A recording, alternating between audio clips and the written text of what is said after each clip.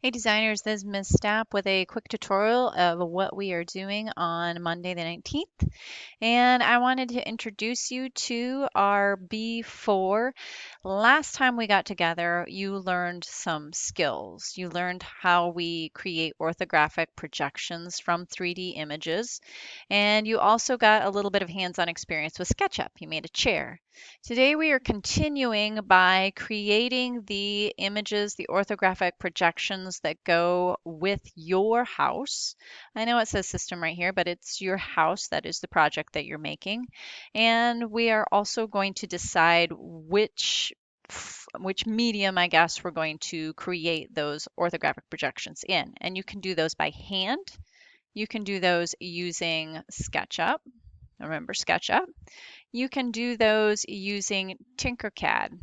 And let me show you just what Tinkercad looks like if I haven't already. I keep creating these new designs and they name them really funny things like Fluffle. So Tinkercad is pretty easy. I've seen my students in my periods today make really sophisticated homes, almost as sophisticated or as sophisticated as what they are making in SketchUp, but it might be a little bit immediately more intuitive. So Tinkercad, you have these shapes over on the right hand side. Make sure that you note that there's a drop down menu that you will be able to use for things like text and numbers. So I wanted to just introduce you to what Tinkercad looks like.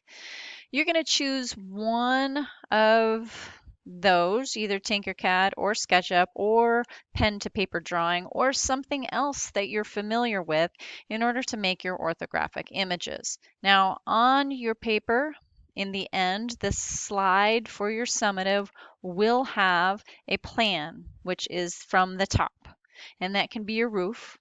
It will have a front elevation, which would be the front of your house, and it will have another side elevation. It doesn't matter which side, just the front and another side of the house. Now, the plan, can it be a floor plan? Well, it doesn't have to at this point. In fact, later on in C, we're going to create really nice looking floor plans. So the roof, the top, would be just perfect for today's needs. Also, you can use your chosen design from B3, and that would be at the top of B3, the chosen design that had added annotation. That can be your 3D image that you use for this slide. Now, I didn't ask students to turn in anything today. However, if you were absent or you're making up this class virtually, then you would need to email to me the proof of progress. So you would show me what you're working on today, and that would be a image maybe of your SketchUp, of your Tinkercad, or of the pen and paper drawing that you're creating for this.